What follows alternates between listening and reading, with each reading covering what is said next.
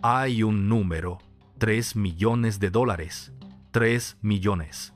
Según la acusación presentada por la Procuraduría General de la República en 2013, esa cantidad habría sido gastada en una tienda de lujo de Estados Unidos, Neiman Marcus. No en una sola compra, no en una sola visita, a lo largo de varios años. Mientras tanto, a cientos de kilómetros de esos aparadores exclusivos, millones de estudiantes mexicanos seguían tomando clases en escuelas con techos dañados, salones saturados y recursos insuficientes. Dos mundos, dos realidades, y en medio de ambas, una sola mujer, Elba Ester Gordillo, la maestra. Durante más de 2 décadas fue una de las figuras más poderosas de México. No era presidenta, no era secretaria de Estado, no era gobernadora. Y aún así, presidentes, gobernadores, secretarios y dirigentes políticos sabían perfectamente quién era. Sabían que ignorarla podía salir muy caro, porque detrás de su figura existía algo gigantesco: un sindicato con más de 1 millón de integrantes, una estructura nacional, una maquinaria política capaz de influir en elecciones, negociaciones y decisiones de gobierno. Esto está documentado y puede rastrearse a través de registros históricos del Sindicato Nacional de Trabajadores de la Educación. Pero aquí aparece la pregunta que atraviesa toda esta historia: ¿cómo una maestra sindicalista terminó acumulando semejante nivel de influencia? Y todavía más importante, ¿cómo logró conservarlo durante tanto tiempo? Hoy vas a descubrir varias cosas. Vas a descubrir cómo una mujer nacida en Chiapas llegó a controlar una de las organizaciones más poderosas de América Latina. Vas a descubrir por qué distintos presidentes terminaron negociando con ella. Vas a descubrir la contradicción que marcó toda su trayectoria, la distancia entre el discurso de representación magisterial y una vida rodeada de lujo. Y vas a descubrir el momento exacto en que el sistema que la había hecho poderosa decidió darle la espalda. Y te aviso desde ahora: si te vas antes del final de esta historia, te vas a perder el detalle que explica por qué parecía imposible detenerla. Porque esa es la verdadera pregunta. No cuánto dinero tenía, no cuántas propiedades aparecieron en reportajes, no cuántos enemigos acumuló. La verdadera pregunta es otra: ¿por qué nadie podía tocarla? Para entenderlo, hay que regresar mucho antes de los titulares, mucho antes de los jets privados, mucho antes de los expedientes judiciales, mucho antes de que los noticieros repitieran su nombre durante semanas. Hay que regresar a 1989. Ese año ocurrió algo que cambiaría para siempre la historia del sindicalismo mexicano. Carlos Yonguitud Barrios, el hombre que dominaba el sindicato magisterial, abandonó el liderazgo, y quien tomó su lugar fue Elba Ester Gordillo. Lo que parecía un simple relevo interno terminó convirtiéndose en el inicio de una era. Una era extraordinariamente larga. 24 años. 24 años en la cima. Piénsalo por un momento. Presidentes iban y venían. Gobernadores aparecían y desaparecían. Partidos ganaban y perdían elecciones. Pero ella seguía ahí, siempre ahí, moviendo piezas, negociando, acumulando influencia, construyendo relaciones y entendiendo algo que pocos comprendían mejor que ella. En México, el poder no siempre se encuentra donde aparece en las fotografías. A veces está detrás, a veces está en una llamada telefónica, a veces está en una negociación cerrada lejos de las cámaras. Y ahí era donde Elba Ester parecía sentirse más cómoda. Con el paso de los años, dejó de ser solamente una dirigente sindical. Se convirtió también en una figura política nacional. Fue diputada, fue senadora, llegó a ocupar la Secretaría General del PRI entre 2002 y 2005. para entonces ya no era simplemente una líder gremial, era un factor de poder. Y cuando rompió con el PRI, ocurrió algo que pocos personajes podían permitirse. Fundó su propia fuerza política, el Partido Nueva Alianza. No cualquiera puede hacer eso. No cualquiera puede abandonar al partido que gobernó México durante décadas y seguir siendo relevante. Pero ella lo hizo, y eso alimentó todavía más la percepción de que era intocable, porque cada vez que parecía debilitada, encontraba una nueva forma de mantenerse vigente. Era como si siempre tuviera una jugada más, como si siempre conociera una ruta de escape, como si entendiera algo que los demás no veían. Por eso comenzaron a surgir preguntas incómodas, preguntas que aparecían en reportajes, columnas y conversaciones políticas. ¿Cómo era posible que una sola persona acumulara tanto poder? ¿Cómo había construido una estructura tan resistente? ¿Y qué obtenían los distintos gobiernos a cambio de mantener esa relación? La respuesta no era simple. De hecho, cuanto más se investigaba, más compleja parecía, porque esta no era solamente la historia de una dirigente sindical, era también la historia de cómo funciona el poder cuando se mezcla con la política. Y justamente, cuando parecía que nada podía moverla de su lugar, cuando su influencia seguía extendiéndose, cuando muchos pensaban que seguiría ahí durante años, algo empezó a cambiar, muy lentamente al principio, casi imperceptible. Pero detrás de puertas cerradas ya se estaba gestando un enfrentamiento que terminaría alterando por completo el destino de la mujer que durante décadas había parecido invencible.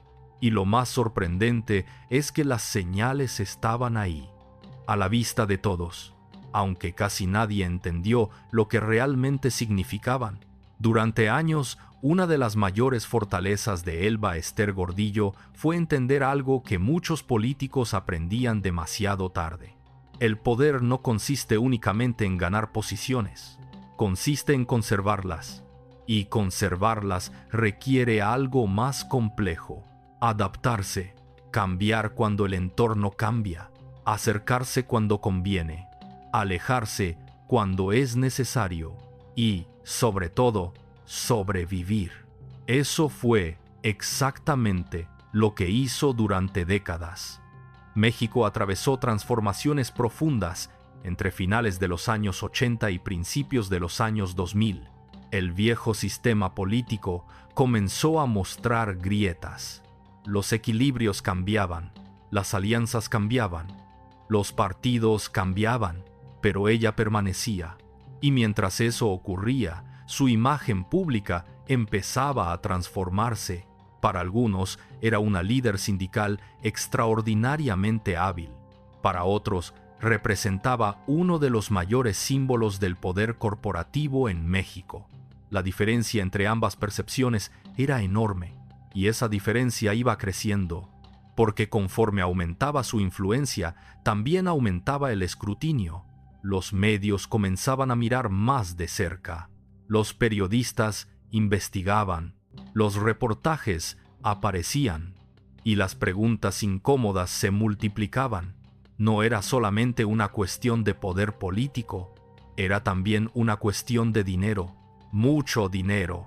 Dinero cuyo origen y uso comenzaron a convertirse en tema de debate público. Y aquí aparece un detalle importante. Durante años, el Sindicato Nacional de Trabajadores de la Educación fue una de las organizaciones más grandes de América Latina, más de 1 millón de afiliados, más de 1 millón de cuotas, más de 1 millón de personas integrando una estructura nacional gigantesca. Eso significa recursos, muchísimos recursos. Y donde existen recursos de ese tamaño, inevitablemente aparecen preguntas. ¿Quién los administra? ¿Cómo se utilizan? ¿Quién supervisa? ¿Qué mecanismos existen para rendir cuentas? Preguntas legítimas, preguntas necesarias, preguntas que comenzaron a sonar cada vez más fuerte, especialmente cuando algunos reportajes empezaron a mostrar un contraste difícil de ignorar. Por un lado estaban los problemas estructurales del sistema educativo mexicano, infraestructura deficiente, rezagos históricos, resultados preocupantes en evaluaciones internacionales, escuelas con necesidades urgentes. Esto está ampliamente documentado por organismos nacionales e internacionales durante distintos periodos. Por otro lado, aparecían imágenes muy distintas: residencias, artículos de lujo, viajes, estilo de vida exclusivo. Y entonces surgía la pregunta que mucha gente se hacía en voz baja: ¿cómo encajaban ambas realidades dentro de la misma historia? Porque el problema no era únicamente el lujo. México ha tenido empresarios ricos, políticos ricos, celebridades ricas. La discusión era otra. El tema era el contraste. El contraste entre la representación de millones de trabajadores de la educación y una imagen pública cada vez más asociada al poder económico, y ese contraste resultaba explosivo, pero durante mucho tiempo parecía no generar consecuencias reales.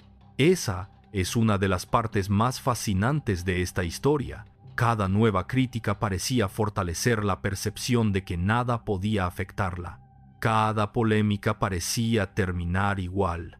Mucho ruido, muchos titulares, y después, nada, como si existiera una especie de blindaje invisible, como si hubiera una línea que nadie se atreviera a cruzar.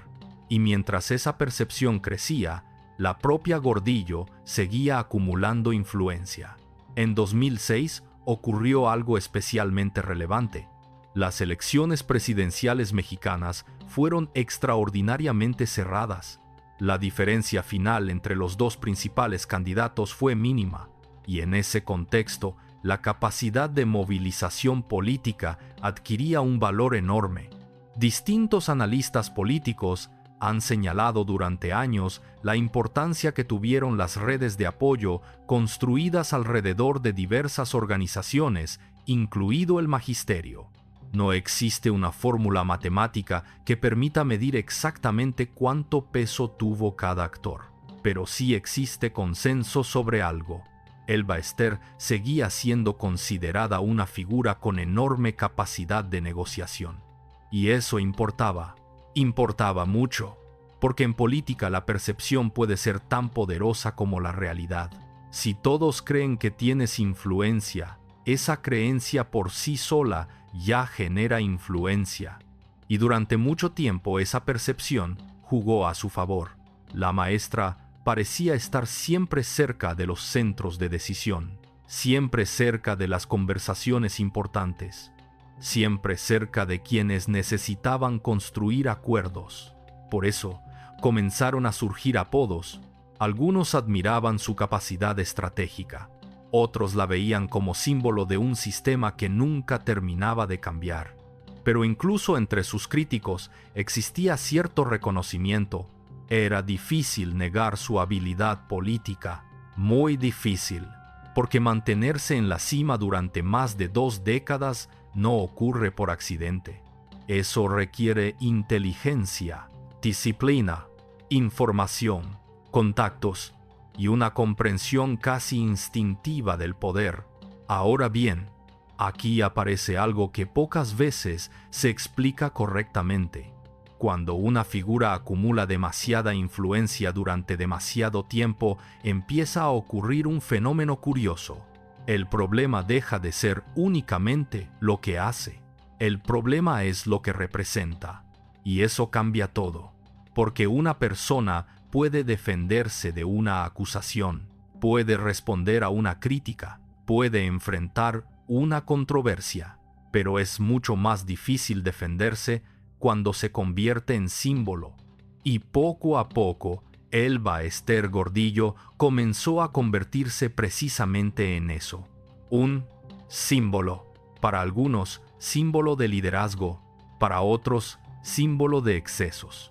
Para otros más, símbolo de la relación entre poder político y poder sindical. Cada grupo veía una versión distinta, pero todos hablaban de la misma persona, y mientras eso ocurría, algo estaba cambiando dentro del propio sistema político mexicano. Un cambio silencioso, un cambio que todavía no aparecía en los titulares, un cambio que la mayoría de los ciudadanos no podía ver, pero que terminaría teniendo consecuencias enormes, porque después de tantos años de negociaciones, acuerdos y equilibrios, estaba llegando una nueva etapa, una etapa marcada por una palabra: reforma.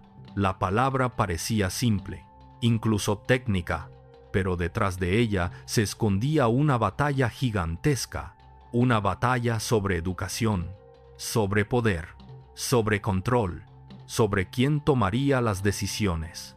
Y esa batalla colocaría a Elba Ester Gordillo frente a uno de los desafíos más peligrosos de toda su carrera, porque por primera vez en mucho tiempo, los intereses de quienes gobernaban y los intereses de la mujer más poderosa del sindicalismo mexicano comenzaban a separarse, y cuando eso ocurre en política, las cosas suelen ponerse feas, muy feas. Lo que nadie imaginaba era que, mientras esa confrontación empezaba a tomar forma, investigadores financieros ya seguían una ruta completamente distinta. Una ruta de cuentas, transferencias, firmas, movimientos bancarios, documentos, papeles que, años después, aparecerían en expedientes oficiales. Y cuando esos documentos salieran a la luz, millones de personas descubrirían cifras tan grandes que parecerían sacadas de una película. Pero no era una película, y lo que esas cifras sugerían estaba a punto de cambiarlo todo. Las cifras tienen algo particular. A veces aparecen en un expediente y pasan desapercibidas. Otras veces explotan como una bomba. Todo depende del contexto. Y en el caso de Elba Ester Gordillo, el contexto era devastador, porque mientras millones de mexicanos escuchaban hablar de reformas educativas, evaluaciones docentes y problemas estructurales en las escuelas, los investigadores federales estaban reuniendo información financiera que, según la acusación presentada años después, apuntaba hacia operaciones extraordinariamente llamativas. Lo importante aquí es distinguir hechos de acusaciones. El hecho es que las autoridades mexicanas iniciaron una investigación financiera. El hecho es que esa investigación derivó en una acusación formal. El hecho es que la información fue presentada públicamente por la Procuraduría General de la República en febrero de 2013. Eso está documentado. Lo que las autoridades sostenían era otra cosa. Según la acusación, recursos provenientes de cuentas vinculadas al sindicato habrían sido transferidos hacia personas físicas y empresas relacionadas con Gordillo. Esa era la tesis presentada por los investigadores. Y cuando comenzaron a hacerse públicos algunos de los montos, el impacto fue enorme, porque no se hablaba de miles, ni de cientos de miles. Se hablaba de millones, millones de pesos, millones de dólares, cantidades difíciles de imaginar para la mayoría de las personas. De repente, los números dejaron de ser abstractos, se convirtieron en titulares, en programas especiales, en portadas, en conversaciones familiares, en discusiones políticas. En todo México se hablaba de lo mismo. Pero antes de llegar a ese punto, hay que entender algo. Las investigaciones financieras rara vez empiezan con una escena espectacular. No funcionan así. No comienzan con sirenas.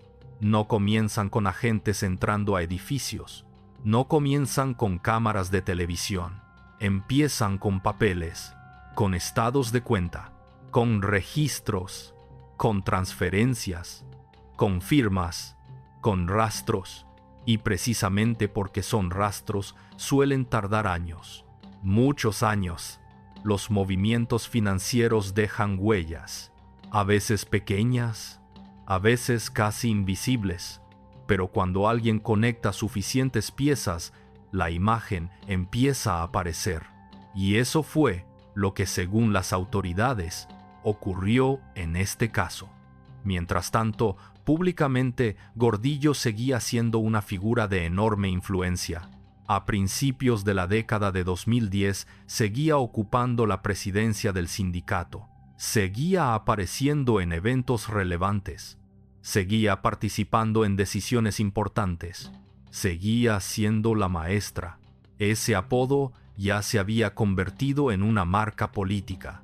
Bastaba mencionarlo para que todos supieran de quién se hablaba. No hacía falta decir el nombre completo, no hacía falta explicar nada. La maestra, y punto. Eso te dice mucho sobre el tamaño de su presencia pública. Pero hay algo curioso que ocurre con las personas que permanecen demasiado tiempo en posiciones de poder. Empiezan a creer que entienden perfectamente el sistema. Empiezan a pensar que conocen todas las reglas. Empiezan a confiar en que pueden anticipar cada movimiento. Y muchas veces tienen razón, hasta que dejan de tenerla. Porque el problema de jugar el mismo juego durante décadas es que el tablero cambia, y a veces cambia sin avisar. Eso fue exactamente lo que estaba ocurriendo. En 2012 regresó a la presidencia un partido que había pasado 12 años fuera de Los Pinos. El PRI volvía al poder con la llegada de Enrique Peña Nieto, y junto con ese regreso apareció un proyecto político ambicioso, las llamadas reformas estructurales. Entre ellas, una reforma educativa que pronto se convertiría en uno de los temas centrales del nuevo gobierno. La propuesta buscaba modificar aspectos fundamentales del sistema educativo, particularmente en materia de evaluación docente, ingreso y permanencia. El gobierno la presentó como una transformación necesaria. Los defensores argumentaban que era indispensable para mejorar la calidad educativa. Los críticos sostenían que afectaba derechos laborales de los maestros. El debate fue intenso, y en medio de ese debate apareció una figura imposible de ignorar, Elba Ester Gordillo, porque hablar de educación en México sin mencionar al sindicato más grande del país era imposible. Y hablar del sindicato sin mencionar a Gordillo era todavía más imposible.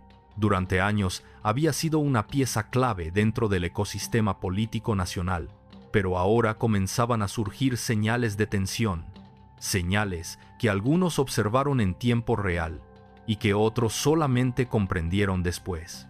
Por ejemplo, el 25 de febrero de 2013, durante un acto público, Gordillo criticó aspectos de la reforma educativa impulsada por el gobierno. Sus declaraciones fueron públicas. Están registradas. No eran comentarios privados, no eran filtraciones, eran críticas abiertas. Y cuando una figura tan poderosa cuestiona una de las principales apuestas políticas de un nuevo gobierno, inevitablemente surgen preguntas. ¿Era una simple diferencia de opinión? ¿Era una negociación en curso? ¿Era una advertencia? ¿Era una ruptura? Nadie podía saberlo con certeza en ese momento, pero las especulaciones comenzaron inmediatamente, porque quienes observaban la política mexicana entendían algo. Las relaciones de poder rara vez se rompen de golpe. Primero aparecen pequeñas señales, pequeños desacuerdos, pequeñas fricciones, pequeñas distancias, y después, de repente, todo explota. Lo interesante es que mientras la atención pública se concentraba en la reforma educativa, muy pocas personas estaban observando otra historia que avanzaba en paralelo, una historia financiera, una historia judicial, una historia construida en silencio. Y lo más impresionante es que estaba mucho más avanzada de lo que casi cualquiera imaginaba. Las investigaciones no estaban empezando. Llevaban tiempo. Los expedientes no se estaban armando. Ya estaban armados. Los movimientos bancarios no estaban siendo buscados. ya habían sido rastreados. Las transferencias no eran una hipótesis, eran registros que los investigadores afirmaban haber identificado, pero eso todavía no era público. Todavía no. Mientras tanto, Gordillo seguía moviéndose como alguien acostumbrado al poder, como alguien que llevaba décadas sobreviviendo a conflictos, como alguien que había visto caer a innumerables adversarios. Y quizá por eso nadie esperaba lo que estaba a punto de ocurrir, porque incluso entre quienes la criticaban existía una sensación persistente, la sensación de que siempre encontraría una salida, la sensación de que siempre habría una negociación, la sensación de que, de alguna manera, seguiría ahí. Después de todo, llevaba más de 20 años demostrando exactamente eso, una y otra vez, hasta que llegó el 26 de febrero de 2013. Y en cuestión de horas, la mujer que parecía intocable descubriría que el sistema al que había sobrevivido durante décadas podía convertirse, de pronto, en algo completamente distinto, algo mucho más peligroso y mucho más definitivo. El 26 de febrero de 2013 comenzó como cualquier otro día para millones de personas en México. Las escuelas abrieron. Los alumnos entraron a clase. Los noticieros siguieron su programación habitual. La mayoría del país no tenía idea de que, en cuestión de horas, una de las noticias políticas más impactantes de los últimos años estaba a punto de estallar. Y cuando estalló, el efecto fue inmediato, porque no se trataba de cualquier figura pública, no se trataba de cualquier dirigente, no se trataba de cualquier escándalo. Se trataba de Elba Ester Gordillo, la mujer que durante más de 2 décadas había construido una reputación de poder casi inamovible. La noticia comenzó a circular rápidamente, primero en redacciones, después en redes sociales, luego en cadenas de televisión y finalmente en prácticamente todo el país. Las autoridades federales habían detenido a Gordillo. El impacto fue enorme. Para entenderlo, hay que recordar cómo era percibida en aquel momento. Mucha gente había pasado años escuchando versiones, críticas, acusaciones políticas y reportajes sobre su influencia. Pero escuchar críticas y ver una detención son cosas completamente distintas. La diferencia psicológica es brutal. Una crítica genera debate. Una detención genera conmoción. Y eso fue exactamente lo que ocurrió. De repente, millones de personas comenzaron a hacerse la misma pregunta. ¿Qué pasó? Porque durante años había parecido inmune a cualquier consecuencia política, y ahora estaba siendo arrestada. La Procuraduría General de la República anunció públicamente las acusaciones. Según la versión presentada por las autoridades, existían operaciones financieras presuntamente relacionadas con el desvío de recursos provenientes del sindicato magisterial. La acusación principal incluía delincuencia organizada y operaciones con recursos de procedencia ilícita. Eso fue lo que las autoridades sostuvieron públicamente. Y cuando comenzaron a explicar los detalles financieros de la investigación, la atención nacional se disparó todavía más, porque las cifras eran enormes. Según la presentación oficial realizada por el entonces procurador Jesús Murillo Caram, las autoridades identificaron transferencias por aproximadamente 2.600 millones de pesos que habrían sido desviados de cuentas sindicales mediante diversos mecanismos financieros. Esa era la acusación. Esa era la tesis de la investigación. Y esa cifra comenzó a aparecer en todos los medios. 2.600 millones de pesos. 2.600 millones. La repetición constante del número aumentaba el impacto. Parecía imposible ignorarlo, pero lo que realmente captó la atención pública no fueron únicamente los montos globales. Fueron algunos de los gastos específicos mencionados por las autoridades. Según la acusación presentada en ese momento, parte de los recursos habría sido utilizada para cubrir gastos personales de lujo. Entre ellos, aparecieron compras en tiendas exclusivas de Estados Unidos, pagos relacionados con artículos de lujo y operaciones que, según los investigadores, podían rastrearse documentalmente. Esto está documentado en las conferencias oficiales realizadas tras la detención, y fue precisamente ahí donde surgió una imagen que se volvería inseparable de la narrativa pública del caso. La imagen de una dirigente sindical vinculada, según la acusación gubernamental, a gastos extraordinarios mientras el sistema educativo mexicano enfrentaba problemas históricos. Ese contraste explotó mediáticamente. Explotó porque era fácil de entender. No hacía falta ser abogado, no hacía falta ser economista, no hacía falta entender estructuras sindicales.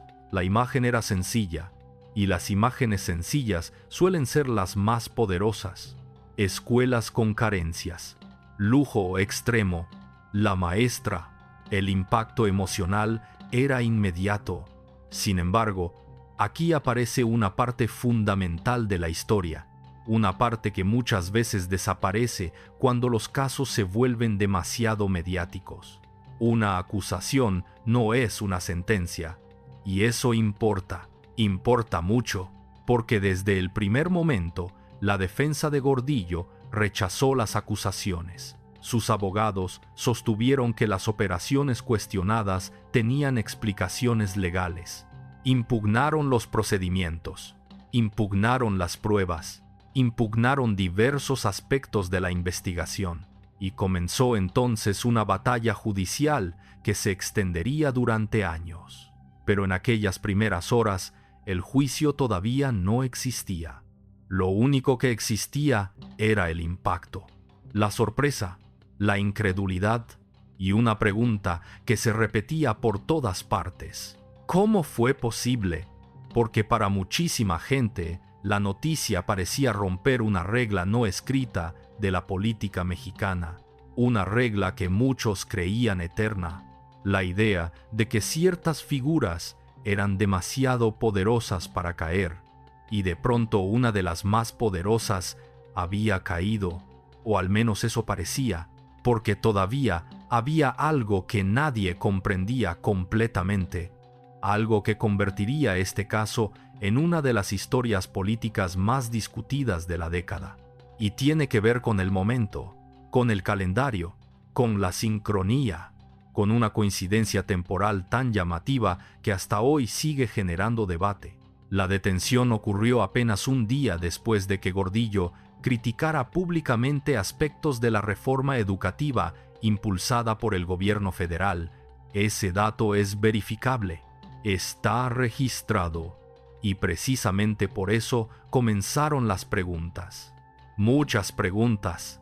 ¿Fue casualidad? ¿Fue una coincidencia? ¿La investigación simplemente llegó a su conclusión en ese momento? ¿O existía alguna conexión política? Aquí es donde hay que ser extremadamente cuidadosos, porque una cosa es lo que puede demostrarse, y otra muy distinta es lo que las personas sospechan. Lo que puede demostrarse es que la investigación financiera existía. Lo que puede demostrarse es que la acusación fue presentada.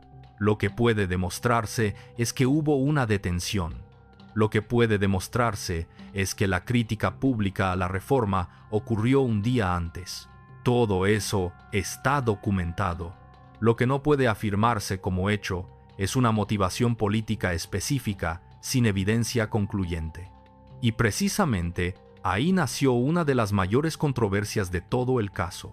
Algunas personas interpretaron la detención como una demostración de combate a la corrupción. Otras la interpretaron como una señal política. Y durante años, ambas narrativas convivieron al mismo tiempo. Lo interesante es que ninguna de las dos logró desaparecer completamente. Incluso hoy, cuando se habla de Elba Ester Gordillo, la conversación suele dividirse entre quienes enfatizan las acusaciones financieras y quienes enfatizan el contexto político. Y eso ocurre porque ambas historias avanzaron juntas desde el principio, como dos trenes viajando sobre vías paralelas, imposibles de separar. Pero mientras la discusión pública se concentraba en la política, dentro de los expedientes comenzaban a aparecer detalles mucho más específicos, detalles que los investigadores consideraban fundamentales: nombres, empresas, transferencias, movimientos bancarios, cuentas, documentos, miles y miles de páginas. Y conforme esos detalles empezaron a conocerse, la historia se volvió todavía más sorprendente, porque los fiscales sostenían que no estaban frente a una operación simple, sostenían que estaban frente a una estructura mucho más compleja, una estructura que, según la acusación, permitía mover cantidades extraordinarias de dinero a través de diversos mecanismos financieros. Y cuando los periodistas comenzaron a seguir esa ruta de documentos, descubrieron algo inquietante. La investigación no estaba enfocada únicamente en Elba Ester Gordillo. Había otras personas, otros nombres, otros presuntos participantes, otras piezas dentro del rompecabezas. Y justamente ahí es donde la historia empieza a entrar en su etapa más oscura. Porque detrás de las cifras multimillonarias, detrás de los titulares, detrás de las conferencias de prensa y detrás de la guerra política, comenzaba a emerger una pregunta mucho más profunda, una pregunta que nadie había logrado responder completamente. Si una dirigente sindical llegó a acumular semejante nivel de poder durante más de 20 años, ¿quiénes la ayudaron a construirlo? Y más inquietante todavía, ¿quiénes se beneficiaron de que siguiera siendo tan poderosa durante tanto tiempo? Esa pregunta cambia por completo la forma de mirar esta historia, porque durante mucho tiempo el debate público se concentró en una sola persona: Elba Ester Gordillo, su poder, su fortuna, sus decisiones, sus relaciones políticas. Pero cuando uno observa con detenimiento cómo funciona una estructura de influencia que dura más de 2 décadas, aparece una realidad incómoda. Nadie construye algo así completamente solo. Nadie. Y eso aplica para cualquier país, para cualquier organización, para cualquier época. El poder sostenido requiere alianzas, requiere acuerdos, requiere apoyos, requiere intereses compartidos. Por eso, cuando ocurrió la detención de Gordillo, muchos analistas comenzaron a hacerse una pregunta distinta: no quién cayó, sino por qué cayó precisamente en ese momento. Porque si las acusaciones eran tan graves, ¿por qué la ruptura ocurrió después de tantos años? ¿Por qué no antes? ¿Por qué no durante alguno de los gobiernos anteriores? ¿Por qué no en alguna de las múltiples controversias que la habían acompañado a lo largo de su carrera? Esas preguntas comenzaron a aparecer una y otra vez. Y lo interesante es que nunca tuvieron una respuesta única. Algunos observadores insistían en que la explicación principal estaba en los expedientes financieros. Otros consideraban imposible separar el caso del contexto político de 2013. Y precisamente porque ambas interpretaciones coexistían, la discusión se volvió enorme. Pero mientras el país debatía, el proceso judicial avanzaba. Y ahí es donde la historia se vuelve más compleja de lo que muchos recuerdan.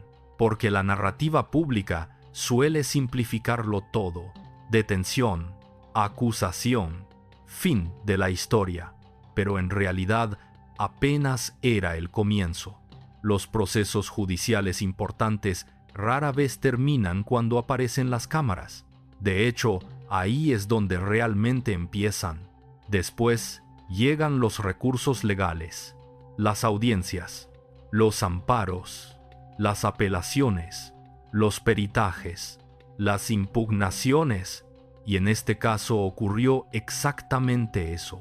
La defensa de Gordillo comenzó a combatir jurídicamente las acusaciones, una tras otra, frente a los tribunales, utilizando todos los mecanismos legales disponibles, y poco a poco empezó a ocurrir algo que desconcertó a muchas personas. Algunas de las acusaciones originales comenzaron a modificarse, otras comenzaron a caerse, otras enfrentaron dificultades procesales. No fue un evento único, no ocurrió de un día para otro, fue un proceso largo, muy largo, años. Y mientras eso sucedía, la percepción pública permanecía congelada en el momento de la detención. Eso pasa con frecuencia. La imagen más poderosa suele ser la primera, la fotografía del arresto, la conferencia de prensa, el titular, la noticia de última hora. Pero los expedientes continúan moviéndose mucho después de que las cámaras se van. Y eso es exactamente lo que ocurrió aquí. Mientras tanto, otra batalla se desarrollaba fuera de los tribunales. La batalla por el relato, porque cuando una figura tan conocida cae, comienza una lucha silenciosa, la lucha por definir qué significa esa caída. Para algunos, Gordillo representaba un símbolo de corrupción. Para otros, representaba una dirigente sindical que estaba siendo utilizada como ejemplo político. Para otros más, la historia era mucho más gris, mucho más compleja, mucho más difícil de encajar en una sola narrativa. Y esa complejidad es importante, porque las historias reales suelen ser más incómodas que las versiones simplificadas, mucho más incómodas.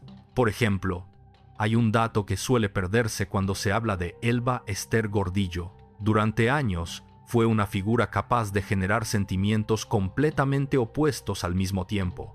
Había maestros que la defendían, había maestros que la rechazaban, había políticos que negociaban con ella, había políticos que la criticaban, había periodistas que la consideraban una estratega brillante, había periodistas que la veían como el rostro de un sistema profundamente cuestionado.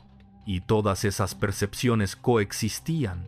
Al mismo tiempo, esa contradicción es clave para entender su permanencia, porque el poder rara vez se sostiene únicamente mediante la fuerza. Muchas veces se sostiene mediante la utilidad. Mientras alguien resulta útil para suficientes personas, suele conservar aliados, aunque también acumule enemigos. Y eso parece haber ocurrido durante gran parte de la trayectoria de Gordillo.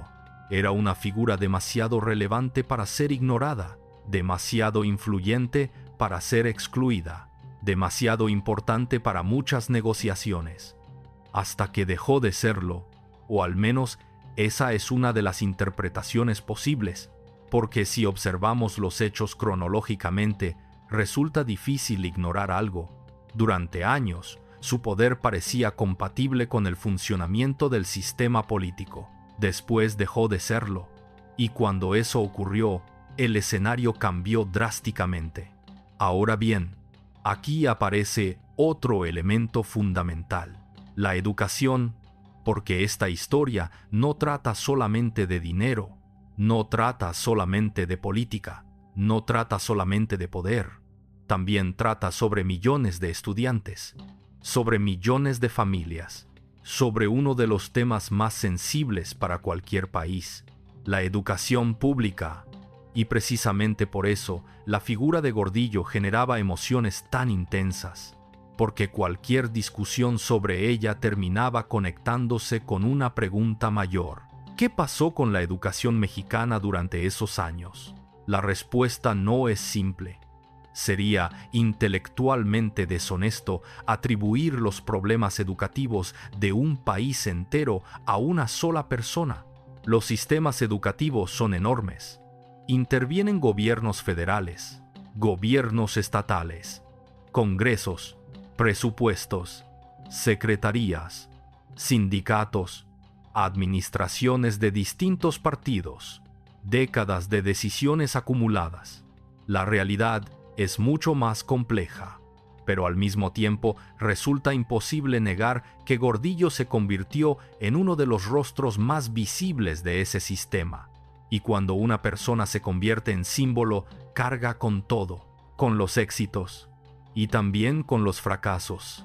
Por eso los reportajes que contrastaban escuelas con carencias y estilos de vida lujosos resultaban tan impactantes para la opinión pública, porque conectaban directamente con una emoción poderosa: la indignación, la sensación de injusticia, la percepción de que dos Méxicos distintos coexistían al mismo tiempo, uno que luchaba por salir adelante y otro que parecía vivir bajo reglas diferentes. Esa percepción fue devastadora para su imagen, especialmente después de 2013.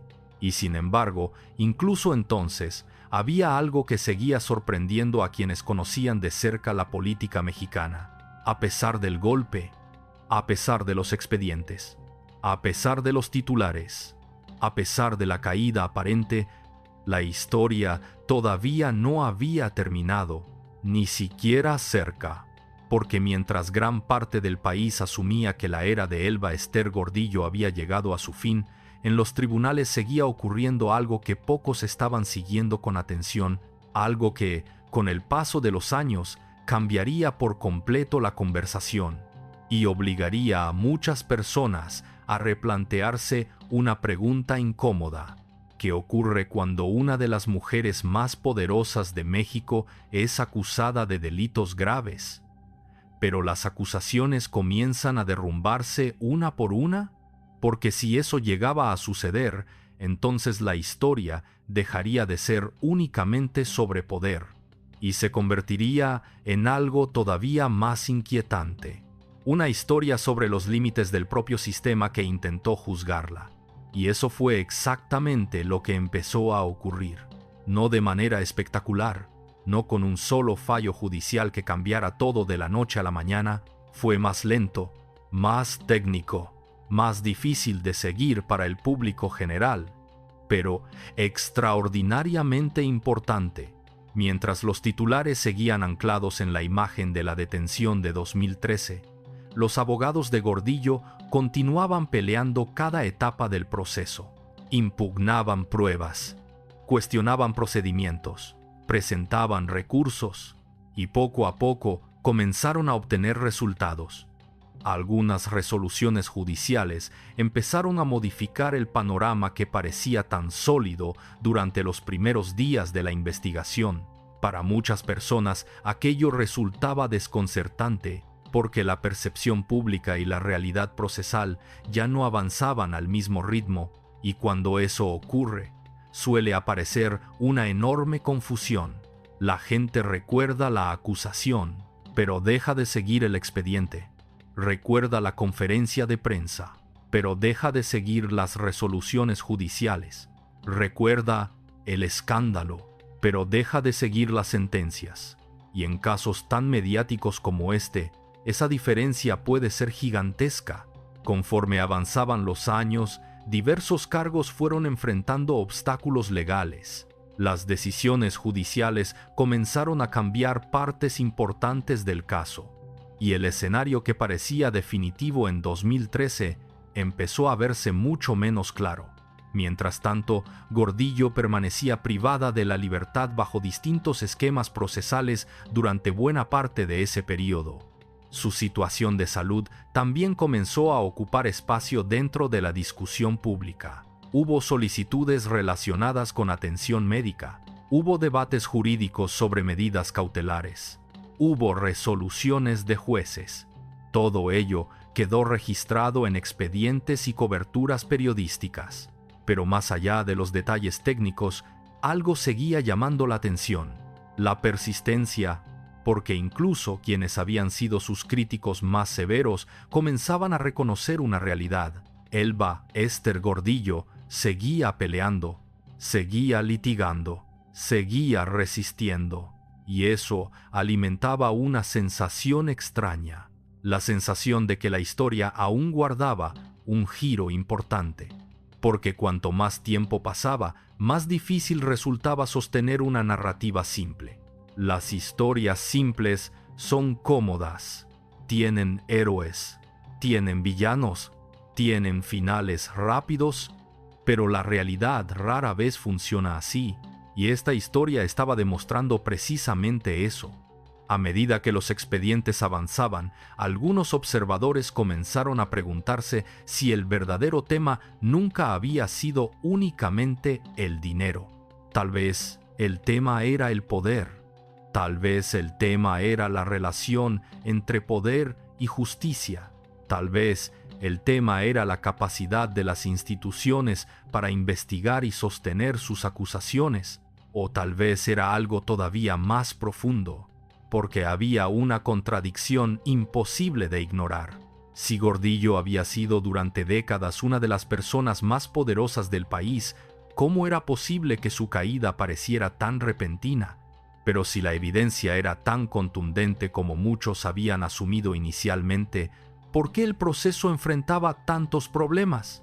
Esa tensión comenzó a crecer, y cuanto más crecía, más incómoda se volvía la conversación, porque ya no se trataba únicamente de una persona, se trataba del sistema entero, se trataba de la capacidad del Estado para construir casos sólidos, se trataba de la confianza pública, se trataba de la credibilidad institucional, y esas son palabras mucho más grandes que cualquier nombre propio.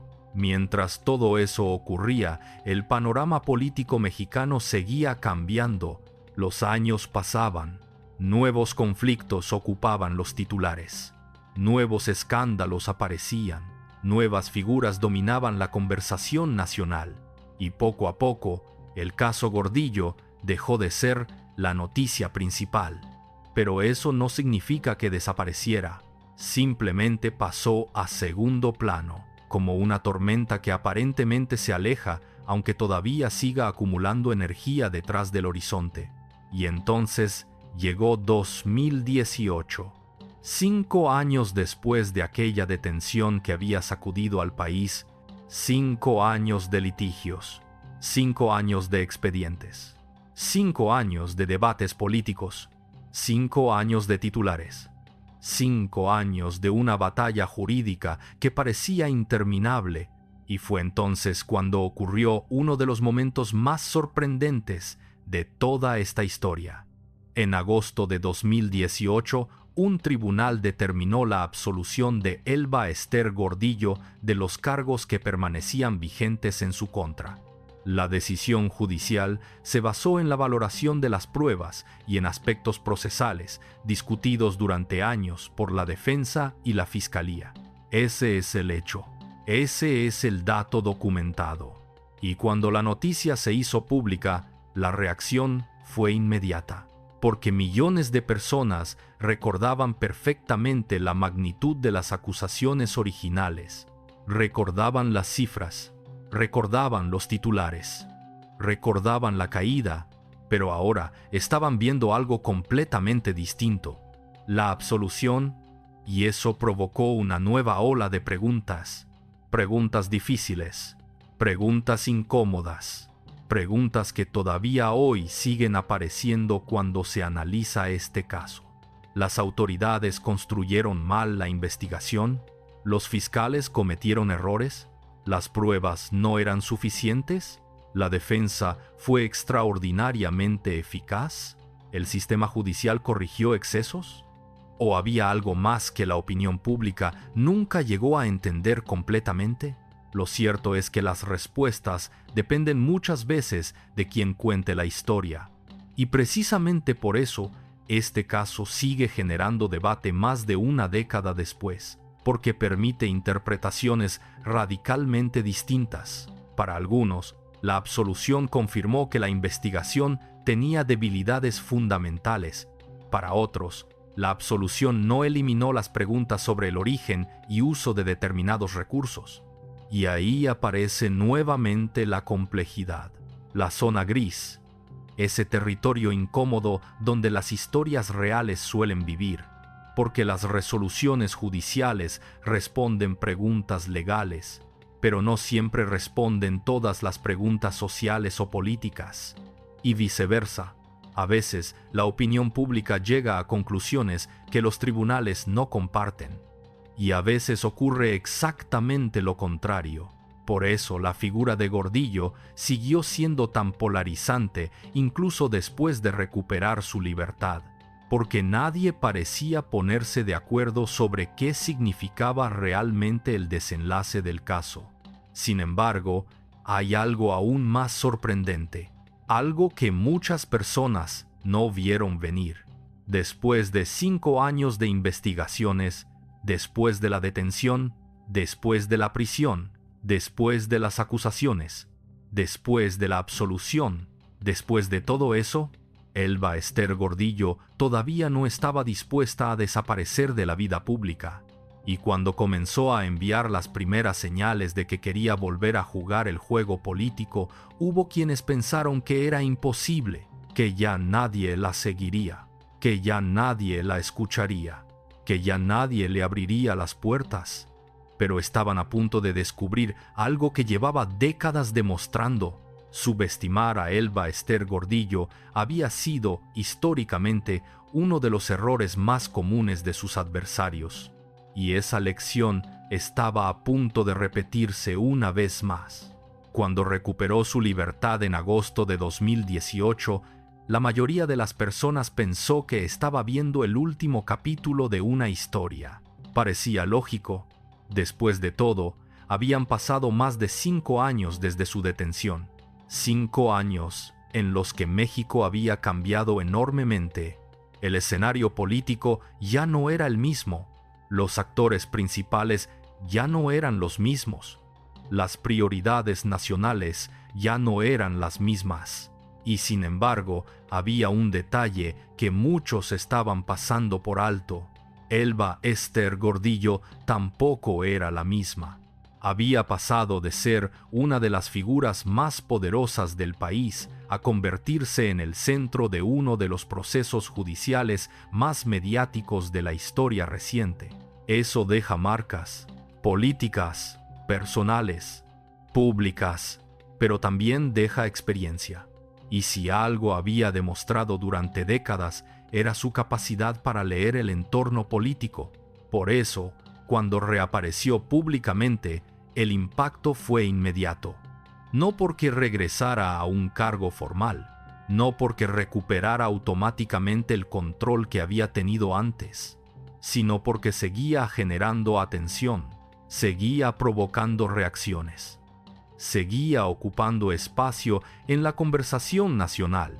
Eso ya era significativo, porque muy pocas figuras logran mantenerse relevantes después de una caída de semejante magnitud. Muy pocas. La mayoría desaparece, la mayoría se retira, la mayoría queda reducida a una nota histórica, pero este caso era distinto. Y precisamente ahí aparece una de las características más llamativas de toda la trayectoria de Gordillo: su capacidad para regresar una y otra vez. A lo largo de su carrera política había enfrentado conflictos internos, rupturas, críticas, escándalos, enemigos poderosos, y aún así encontraba la manera de volver al centro de la conversación, como si entendiera algo que otros no comprendían, como si supiera esperar, como si conociera los tiempos del poder.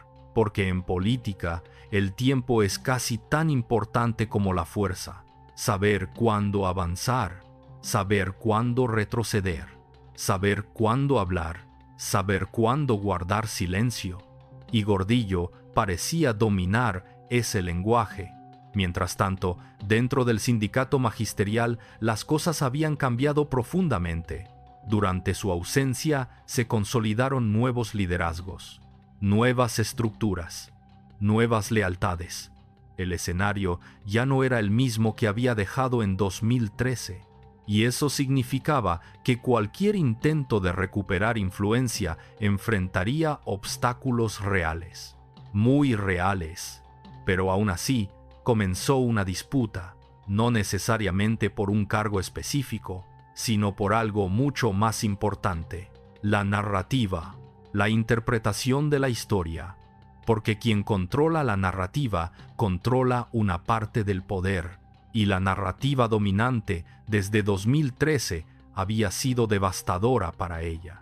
Por eso, cada aparición pública tenía un objetivo evidente: cuestionar esa narrativa, presentar otra versión de los hechos, reivindicar su trayectoria y plantear una pregunta que resultaba incómoda para muchos. Si los tribunales habían terminado absolviéndola, ¿qué significaba eso para todo lo ocurrido durante los años anteriores? Era una pregunta legítima y también profundamente polémica, porque las respuestas variaban enormemente dependiendo de quién las formulara.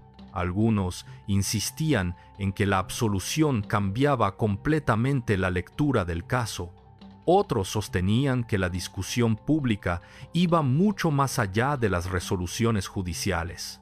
Y así continuó el debate, sin una respuesta definitiva, sin consenso, sin cierre absoluto, algo que ocurre con frecuencia en las historias más complejas. Pero mientras todo eso sucedía, comenzaba a hacerse más evidente otro fenómeno: el legado, porque independientemente de la opinión que cada persona tenga sobre Gordillo, hay algo difícil de negar. Su influencia dejó una huella enorme en la política mexicana. Enorme. Y cuando una figura deja una huella tan profunda, inevitablemente surge una pregunta: ¿qué nos dice eso sobre el sistema que la rodeó? Porque aquí aparece una contradicción fascinante. Durante años, muchos discursos presentaron a Elba Ester Gordillo como una excepción, como una anomalía, como un caso aislado. Pero cuanto más se analiza la historia, más difícil resulta sostener esa idea. Porque una persona no permanece 24 años al frente de una estructura nacional únicamente por voluntad propia. No funciona así. Se necesitan acuerdos, se necesitan aliados, se necesitan incentivos compartidos, se necesita un entorno que permita esa permanencia. Y precisamente por eso, la pregunta central de este documental se vuelve cada vez más importante. ¿Cómo una maestra sindicalista acumuló una fortuna extraordinaria y por qué el sistema que la hizo poderosa terminó volteándose contra ella? Observa cuidadosamente la segunda parte de la pregunta, porque ahí está la clave. El sistema que la hizo poderosa, no el sistema que apareció después, no el sistema que la enfrentó al final, el sistema que durante años convivió con ella, negoció con ella, trabajó con ella y, en muchos sentidos, creció junto a ella. Esa es la parte incómoda, la parte que suele desaparecer cuando la atención se concentra únicamente en una persona, porque resulta más sencillo señalar a un individuo que analizar las estructuras completas. Mucho más sencillo, pero las estructuras son precisamente lo que hace interesante esta historia. Por ejemplo, cuando Gordillo asumió el liderazgo sindical en 1989, México era un país muy distinto. Cuando fue detenida en 2013, México ya era otro. Y cuando recuperó su libertad en 2018, el país había vuelto a cambiar. Sin embargo, ella estuvo presente durante buena parte de esa transformación. Eso la convierte no solamente en una protagonista, la convierte en una especie de testigo privilegiada del funcionamiento interno del poder político mexicano durante varias décadas. Y eso explica algo que muchas veces pasa desapercibido: la fascinación, porque este caso genera indignación, mucha indignación, pero también genera fascinación. La fascinación de observar a alguien capaz de sobrevivir políticamente durante tanto tiempo. La fascinación de intentar entender cómo funcionaba una maquinaria tan compleja. La fascinación de descubrir las reglas invisibles del poder. Y ahí es donde esta historia deja de ser únicamente sobre Elba Ester Gordillo. Empieza a convertirse en algo más grande. Empieza a convertirse en una historia sobre México, sobre instituciones, sobre sindicatos, sobre gobiernos, sobre lealtades, sobre intereses, sobre la forma en que el poder se construye y también sobre la forma en que el poder se destruye. Porque una cosa es llegar a la cima y otra muy distinta es mantenerse ahí. Pero existe una tercera etapa, la más difícil de todas, la caída. Y aunque millones de personas creen que conocen perfectamente cómo cayó Elba Ester Gordillo, todavía hay un detalle que suele pasar desapercibido. Un detalle que explica por qué su historia sigue siendo estudiada, debatida y discutida años después. Porque quizá la verdadera caída no ocurrió el día de la detención. Quizá ocurrió mucho antes de las esposas, mucho antes de los expedientes, mucho antes de los titulares, en el momento exacto en que quienes habían necesitado su poder dejaron de necesitarlo. Y si esa hipótesis es correcta, entonces toda la historia cambia, porque deja de ser una historia sobre una caída repentina y se convierte en una historia sobre una erosión silenciosa, sobre algo que se desgasta poco a poco hasta que finalmente se rompe. Piensa en ello. Durante más de 2 décadas, Elba Ester Gordillo fue capaz de navegar gobiernos distintos, presidentes distintos, crisis distintas, contextos distintos. Eso no ocurre únicamente por fuerza, o únicamente por inteligencia, o únicamente por influencia. Ocurre porque existe una relación de utilidad mutua. Mientras ambas partes obtienen beneficios, el equilibrio se mantiene. Cuando ese equilibrio desaparece, la situación cambia, y eso parece ser exactamente lo que ocurrió durante los años previos a 2013. Lo interesante es que esta interpretación no necesita teorías extraordinarias, no necesita conspiraciones, no necesita reuniones secretas. Simplemente requiere observar cómo funcionan históricamente las relaciones de poder. Mientras alguien resulta indispensable, suele conservar margen de maniobra. Cuando deja de ser indispensable, queda expuesto. Y en política, quedar expuesto puede ser mortal, no necesariamente en sentido físico, pero sí en términos de influencia, de protección, de capacidad de negociación, porque una de las grandes lecciones que deja esta historia es que el poder rara vez pertenece por completo a una sola persona. Muchas veces es prestado por aliados, prestado por instituciones, prestado por circunstancias, y cuando esos préstamos se terminan, la realidad aparece de golpe. Eso explica por qué la figura de Gordillo sigue generando tanto interés, porque funciona como una ventana para observar algo mucho más grande, la anatomía del poder, cómo nace, cómo crece, cómo se sostiene y cómo desaparece, o al menos cómo parece desaparecer. Porque incluso después de todo lo ocurrido, hay algo notable. Su nombre nunca abandonó completamente la conversación pública. Y eso es extraordinario. Piénsalo.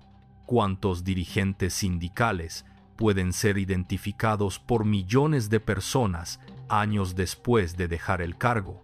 ¿Cuántos siguen generando debates nacionales? ¿Cuántos continúan apareciendo en análisis políticos más de una década después de su caída? Muy pocos. Eso dice mucho sobre la dimensión que alcanzó, pero también dice mucho sobre el país en el que esa dimensión fue posible. Y ahí es donde aparece uno de los aspectos más incómodos de toda esta historia: la responsabilidad colectiva, porque es tentador observar casos como este y reducirlos a una sola figura. Es tentador construir una narrativa sencilla, una persona, un problema, un desenlace, fin de la historia. Pero la realidad suele ser más compleja, mucho más compleja. Las grandes estructuras de poder requieren múltiples actores, requieren decisiones acumuladas, requieren acuerdos repetidos durante años.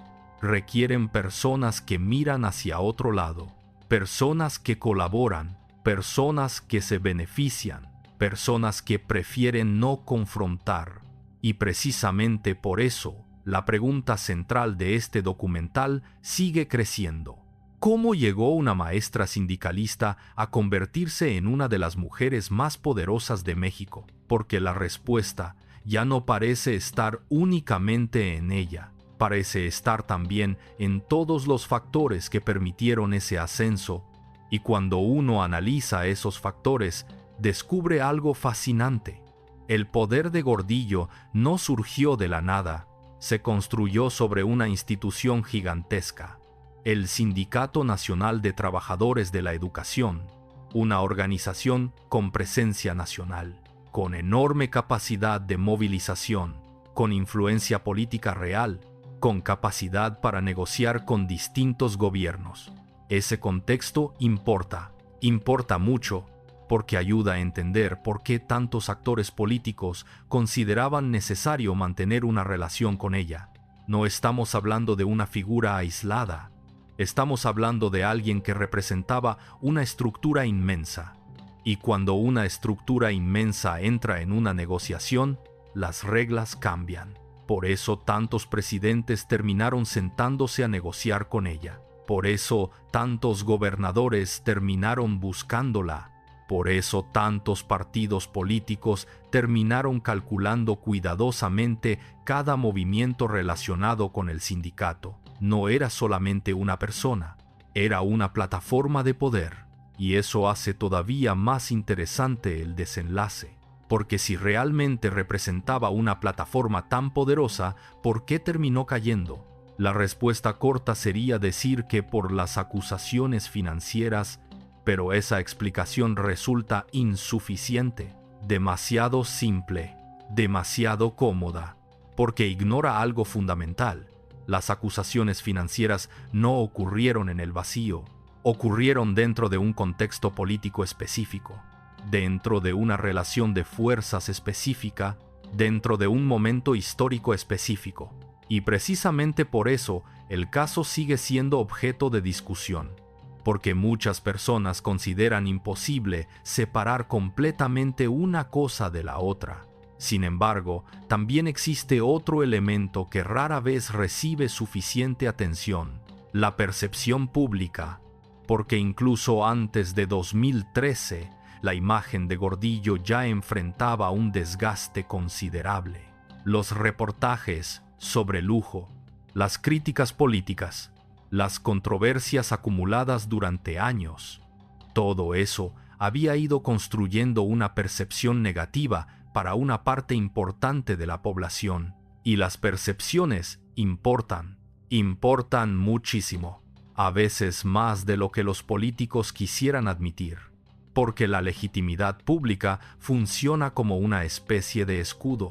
Cuando ese escudo se debilita, las vulnerabilidades aumentan. Y cuando las vulnerabilidades aumentan, el margen de maniobra disminuye.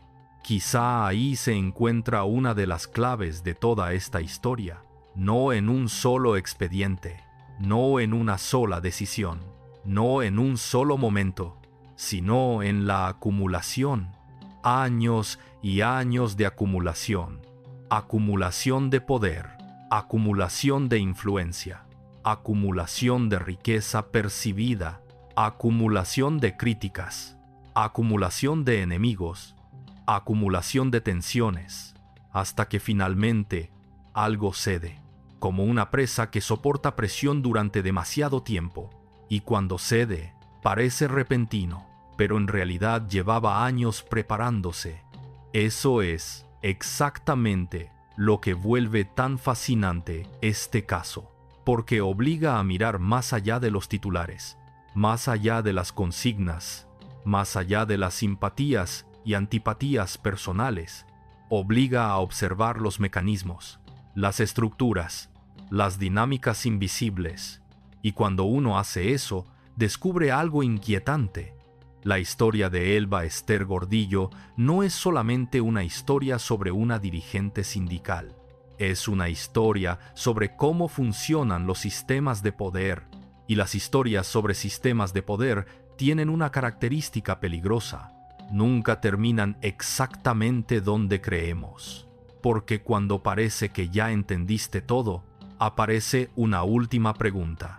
Una pregunta mucho más incómoda que todas las anteriores. Si una figura tan poderosa pudo permanecer durante décadas en el centro de la vida política mexicana, ¿qué nos dice eso sobre quienes la rodeaban? Y sobre todo, ¿qué nos dice sobre las reglas reales del juego que se estaba jugando detrás de las cámaras? Porque ahí es donde esta historia alcanza su punto más incómodo. No cuando aparecen los millones, no cuando aparecen los expedientes, no cuando aparecen los titulares, sino cuando la atención deja de estar centrada exclusivamente en Elba Ester Gordillo y comienza a desplazarse hacia el entorno que hizo posible su permanencia. Durante años, millones de mexicanos escucharon una narrativa relativamente sencilla, la de una mujer extraordinariamente poderosa. Y esa parte es cierta. Elba Ester Gordillo fue una de las figuras más influyentes de la política mexicana contemporánea. Eso está documentado. Lo reconocían aliados, lo reconocían adversarios, lo reconocían periodistas, lo reconocían académicos, lo reconocían incluso quienes no estaban de acuerdo con ella. Pero existe una diferencia enorme entre ser poderoso y convertirse en una institución. Y durante mucho tiempo, Gordillo estuvo peligrosamente cerca de convertirse en ambas cosas al mismo tiempo. Porque cuando una persona permanece décadas en el mismo espacio de influencia, ocurre algo curioso. La gente deja de imaginar el sistema sin ella.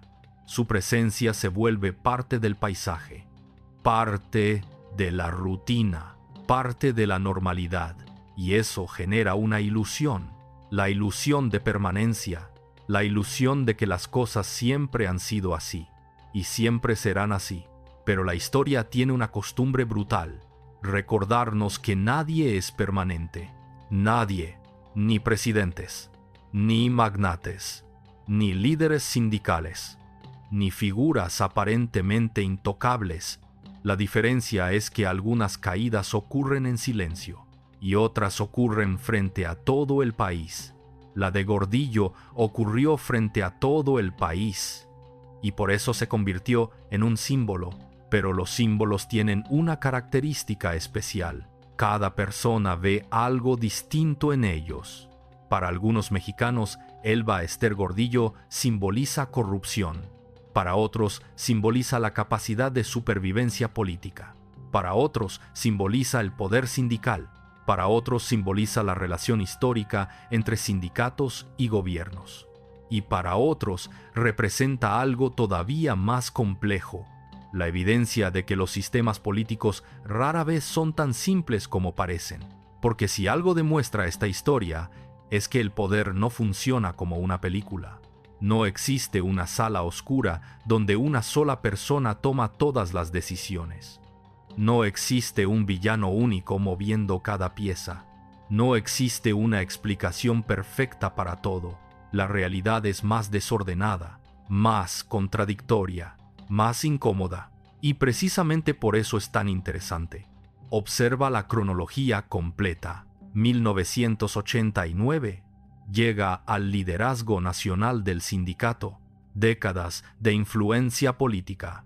Participación en momentos clave de la vida pública mexicana. Rupturas con antiguos aliados. Construcción de nuevas alianzas. Creación de un partido político. Acumulación de poder. 2013. Detención. Acusaciones multimillonarias. Cobertura mediática masiva. 2018. Absolución de los cargos que permanecían vigentes. Recuperación de la libertad. Regreso a la conversación pública. Pocas trayectorias políticas tienen una curva tan dramática. Muy pocas. Y quizá por eso sigue despertando tanto interés. Porque parece una historia diseñada para un documental. Pero no lo fue. Ocurrió de verdad. Y ocurrió frente a millones de personas. Hay otro aspecto que vale la pena observar. uno que suele perderse entre tanto debate político. La percepción internacional. Cuando la detención ocurrió, medios de distintos países cubrieron la noticia. No era común que una dirigente sindical mexicana apareciera en titulares internacionales de esa magnitud, pero el caso llamó la atención precisamente por el tamaño de las acusaciones y por el nivel de influencia que se atribuía a Gordillo. Eso convirtió la historia en algo más que un asunto nacional. Se transformó en una referencia internacional cuando se discutían temas relacionados con corrupción, sindicatos y poder político. Y sin embargo, incluso esa dimensión internacional terminó enfrentándose a la misma dificultad, la complejidad, porque los años posteriores hicieron imposible reducir el caso a una sola interpretación. Y cuando un caso resiste las explicaciones simples, suele sobrevivir mucho más tiempo en la memoria colectiva. Eso es exactamente lo que pasó aquí. Por eso seguimos hablando de Elba Ester Gordillo. Por eso siguen apareciendo reportajes. Por eso siguen publicándose análisis. Por eso siguen existiendo debates. Porque la historia nunca terminó de cerrarse emocionalmente para muchas personas. Legalmente ocurrieron resoluciones, políticamente ocurrieron consecuencias, históricamente ocurrieron transformaciones, pero emocionalmente, para una parte importante de la sociedad mexicana, las preguntas siguieron abiertas. Y las preguntas abiertas tienen una enorme capacidad de supervivencia, mucho mayor que las respuestas. Por ejemplo, todavía hoy hay personas que se preguntan si la detención fue principalmente el resultado de una investigación financiera o principalmente el resultado de una ruptura política. Todavía hoy hay personas que consideran que la absolución cambia completamente la interpretación del caso. Y todavía hoy hay personas que sostienen exactamente lo contrario. Ese desacuerdo persistente es parte del legado de esta historia. Un legado incómodo, porque obliga a convivir con la incertidumbre. Y la incertidumbre suele ser algo que los seres humanos detestamos. Preferimos las certezas, preferimos los finales claros, preferimos saber exactamente quién tenía razón. Pero la historia real no siempre concede ese lujo. A veces deja preguntas y se marcha sin responderlas completamente. Ahora bien, hay algo que sí parece quedar claro después de observar toda esta trayectoria. Algo que puede rastrearse, algo que está documentado, algo que no depende de opiniones. Elba Ester Gordillo logró algo que muy pocas figuras públicas consiguen: moldear una época, no necesariamente porque todos estuvieran de acuerdo con ella, no necesariamente porque todos la admiraran, no necesariamente porque todos la apoyaran, sino porque nadie podía ignorarla. Y existe una diferencia enorme entre ser popular y ser imposible de ignorar. La popularidad puede desaparecer rápidamente, la relevancia histórica no. Por eso, más de una década después de aquella detención que sacudió al país, seguimos analizando su historia, seguimos intentando entenderla. Seguimos intentando descifrar qué ocurrió realmente detrás de los discursos, las acusaciones, los expedientes y las negociaciones. Pero hay una última pieza, la pieza más importante, la pieza que conecta absolutamente todo. Y curiosamente, no tiene que ver con dinero, ni con tribunales, ni con sindicatos, ni con presidentes. Tiene que ver con algo mucho más antiguo, mucho más universal, mucho más humano.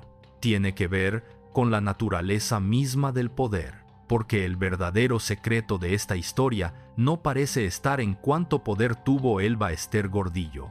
Parece estar en algo mucho más inquietante, en la facilidad con la que una sociedad puede acostumbrarse a que una sola persona acumule tanto poder durante tanto tiempo. Y cuando entiendes eso, empiezas a ver toda esta historia de una forma completamente distinta, porque al final, la historia de Elba Ester Gordillo no obliga únicamente a mirar a Elba Ester Gordillo, obliga a mirar el espejo. Y esa es la razón por la que sigue siendo una historia tan poderosa. Cuando una persona concentra influencia durante años, la pregunta más fácil es ¿cómo lo logró? Pero la pregunta más difícil es ¿por qué tantos lo permitieron? ¿Por qué tantos se adaptaron? ¿Por qué tantos aprendieron a convivir con esa realidad? ¿Por qué tantos terminaron considerándola normal? Esa es la parte que suele incomodar, porque desplaza la responsabilidad, la saca de una sola figura y la distribuye a través de una estructura mucho más grande, una estructura formada por instituciones, por incentivos, por acuerdos, por silencios, por cálculos políticos, por conveniencias mutuas. Y precisamente ahí aparece la revelación final de esta historia, la más importante de todas, la que estuvo presente desde el principio. Lo más sorprendente no es cuánto poder tuvo Elba Ester Gordillo. Lo más sorprendente es entender por qué nadie parecía capaz de detenerla durante tantos años. Y la respuesta parece estar menos en ella que en el sistema que la rodeaba, porque durante más de 2 décadas, distintos gobiernos convivieron con su influencia, distintos actores políticos negociaron con ella, distintos grupos encontraron formas de coexistir con su poder. Eso está documentado, eso puede rastrearse. Eso forma parte de la historia pública de México. Por eso su permanencia fue tan larga, porque el poder rara vez sobrevive aislado. Sobrevive cuando encuentra espacios donde resulta útil. Sobrevive cuando encuentra incentivos que lo protegen. Sobrevive cuando quienes podrían desafiarlo concluyen que es más conveniente convivir con él. Y cuando esos incentivos desaparecen, la situación cambia, a veces lentamente, a veces de golpe. En el caso de Gordillo, para millones de personas pareció ocurrir de golpe. Un día era una de las mujeres más poderosas del país. Al siguiente estaba detenida, pero después de recorrer toda esta historia, resulta evidente que la realidad fue mucho más compleja, mucho más lenta, mucho más profunda. La caída visible fue rápida. Las condiciones que la hicieron posible llevaban años acumulándose. Y eso deja una lección fascinante, porque el poder suele parecer indestructible justo antes de descubrir que no lo era. La historia está llena de ejemplos. Empresarios, presidentes, magnates, líderes sindicales, figuras mediáticas, personas que parecían permanentes, hasta que dejaron de serlo. Y sin embargo, hay una diferencia importante entre caer y desaparecer. Elba Ester Gordillo cayó del lugar que ocupó durante décadas, pero nunca desapareció completamente del debate público. Ese detalle es importante, porque demuestra el tamaño de la huella que dejó, una huella que sigue generando preguntas. Preguntas sobre educación, preguntas sobre sindicalismo, preguntas sobre justicia, preguntas sobre política, preguntas sobre corrupción, preguntas sobre poder. Y quizá la más importante de todas, ¿qué aprendió realmente México de esta historia? Porque las historias como esta tienen valor únicamente si sirven para algo más que alimentar la curiosidad. Sirven cuando obligan a observar patrones, cuando obligan a cuestionar estructuras, cuando obligan a hacer preguntas incómodas. Por ejemplo, si una figura puede acumular semejante influencia durante décadas, ¿existen mecanismos suficientes para evitar que vuelva a ocurrir? Si las instituciones tardan años en resolver casos de enorme relevancia pública, ¿qué nos dice eso sobre la confianza ciudadana? Si las percepciones públicas y los desenlaces judiciales terminan recorriendo caminos tan distintos, ¿qué consecuencias tiene eso para la credibilidad de todos los involucrados? No son preguntas sencillas, y precisamente por eso siguen vigentes. porque esta historia no termina realmente con una sentencia, ni con una absolución, ni con una detención. Termina con interrogantes, y los interrogantes suelen durar más que los titulares, mucho más. Quizá por eso el caso de Elba Ester Gordillo sigue despertando tanto interés años después, porque en el fondo no habla únicamente de una dirigente sindical, habla de una relación compleja entre poder e instituciones. Habla de la capacidad de ciertas figuras para convertirse en piezas fundamentales de un sistema. Habla de lo difícil que resulta distinguir dónde termina la influencia legítima y dónde comienzan los excesos. Habla de cómo funcionan realmente las estructuras de poder cuando las cámaras no están presentes. Y sobre todo, habla de algo profundamente humano, la tentación de creer que ciertas personas son intocables. A lo largo de la historia, las sociedades han cometido ese error una y otra vez. Pensar que alguien es demasiado grande para caer, demasiado poderoso para enfrentar consecuencias, demasiado importante para perder influencia. Y una y otra vez, la realidad termina demostrando lo contrario.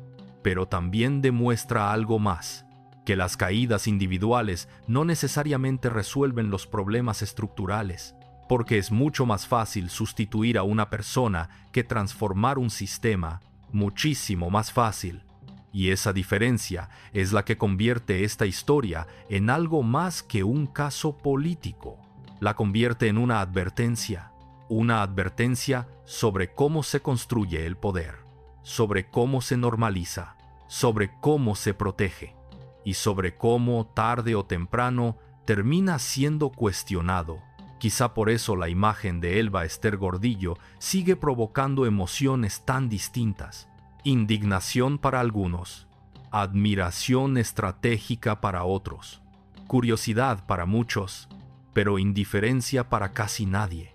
Y eso, guste o no, es una de las características de las figuras que terminan marcando una época. No porque tengan razón, no porque sean inocentes, no porque sean culpables, sino porque obligan a una sociedad entera a debatir sobre sí misma. Y cuando una historia logra eso, deja de pertenecer únicamente a su protagonista, pasa a formar parte de la memoria colectiva. La historia de Elba Ester Gordillo es una de esas historias. Una historia donde aparecen millones de pesos, expedientes judiciales, sindicatos gigantescos, presidentes, reformas educativas, acusaciones, absoluciones y décadas de influencia. Pero debajo de todo eso existe una pregunta mucho más simple y mucho más inquietante. ¿Quién tiene realmente el poder? ¿La persona que parece controlarlo todo? ¿O el sistema que decide cuánto tiempo puede conservarlo? Déjamelo en los comentarios. Y suscríbete si quieres más historias reales donde el poder, el dinero y la influencia muestran su lado más oscuro. Porque la próxima historia demuestra que, a veces, el hombre más temido de un país puede terminar cayendo por el detalle que menos esperaba.